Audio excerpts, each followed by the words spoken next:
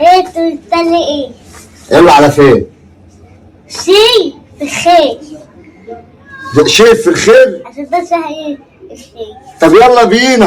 ايه ده ناكل عشا مالك ب 300 لا يا يا عم 300 يا جدعان 300 هستناكم اهو اللي جاك وانت مع حسين تقول له ايه؟ يا عم 250 250 250 ولا انت بتعمل ايه؟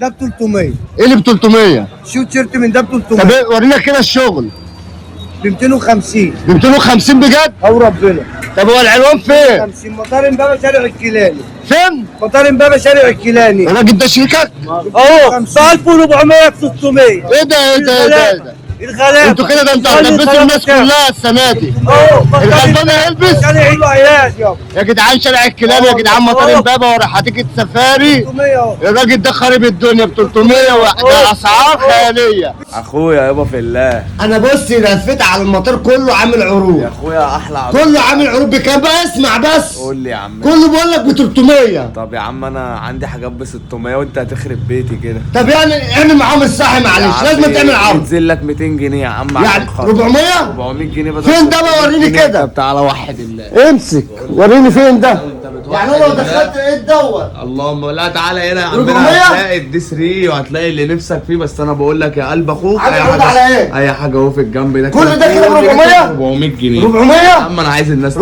بقول لك خلي بقول لك ايه؟ الفلوس يجي. احنا هنلبس الغلابه هيلبس وهنأكل الغلابه هيلبس وتعالوا المطار امبابه. بتقول انت عامل عرض؟ عرض كيلو اللحمه البلدي ب 350 جنيه. ايه ده هو كله ب 300؟ 350 جنيه. فين العنوان؟